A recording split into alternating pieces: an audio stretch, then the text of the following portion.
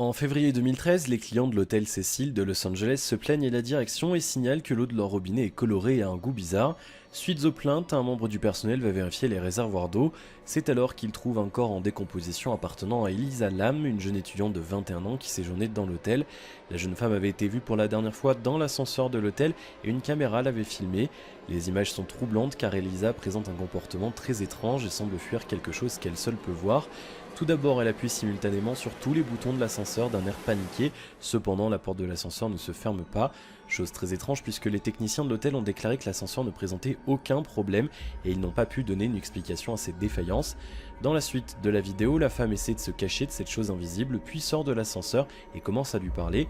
Encore plus troublant, ses deux mains se mettent à se retourner sur elle-même d'une façon inhumaine. Elle reste ensuite figée un moment et disparaît du cadrage. Inexplicablement, l'ascenseur se remet en marche et la porte se ferme.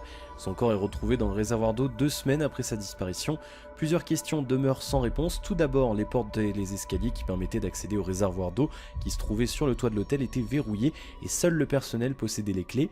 Ensuite, les citernes mesuraient plus de 2 mètres carrés. Garip olduğunu fark etmesiyle ortaya çıktı. Çünkü ceset 3 haftadır su deposunda yüzmekteydi. Olayı çözmek için araştırmalar yapan polisler asansörün güvenlik kamerasındaki videoyu izlediklerinde çok korktular.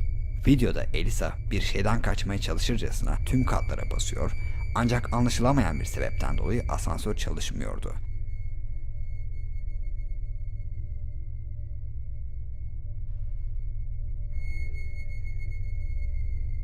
Bunun üzerine kadın tuhaf hareketler sergiliyor, görünmeyen biriyle veya bir şeye karşı konuşmaya başlıyor ve konuşurken elleri bir insanın normalde yapmayacağı bir şekilde ters dönerek bükülüyordu. Elisa kadrajdan çıktıktan sonra bir daha asla geri dönemedi ve birkaç dakika sonra can verdi. Asansör ise o gittikten saniyeler sonra çalışmaya başladı ve oteldeki bütün katlara sırasıyla çıkmaya başladı. Daha sonra asansör üzerinde yapılan incelemelerde teknik bir arıza bulunamadı. Kadının cesedinin su tankerinden çıkması Nia Yudin, un petit garçon de 7 ans, est retrouvé dans une pièce remplie d'oiseaux et de leurs excréments. La mère du petit garçon le maltraitait, le négligeait et le traitait comme un de ses oiseaux. Elle ne lui avait pratiquement jamais parlé. L'enfant a vécu enfermé avec les oiseaux pendant 7 ans. Quand les services sociaux l'ont découvert, ils l'ont pris en charge peu de temps après. Ils ont vite remarqué que l'enfant gazouillait comme un oiseau pour communiquer et battait ses bras comme des ailes lorsqu'il était agité. Il a été placé dans un centre de soins psychologiques où il est en phase de réhabilitation. 7 yaşındaki Vanya Yudin, tüm yaşamını kendisine evdeki hayvanlardan birisi gibi davranan annesiyle birlikte içi kuş kafesleriyle dolu ve her yerde kuş pisliği bulunan 2 odalı bir apartman dairesinde geçirmişti.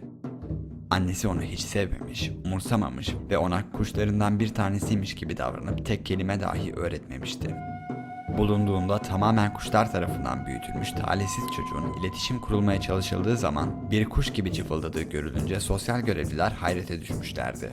Dahası çocuk kollarını uçarcasına kuş gibi çırpmaktaydı. Yetkililer çocuğu annesinden alarak bir tıbbi merkeze teslim ettiler.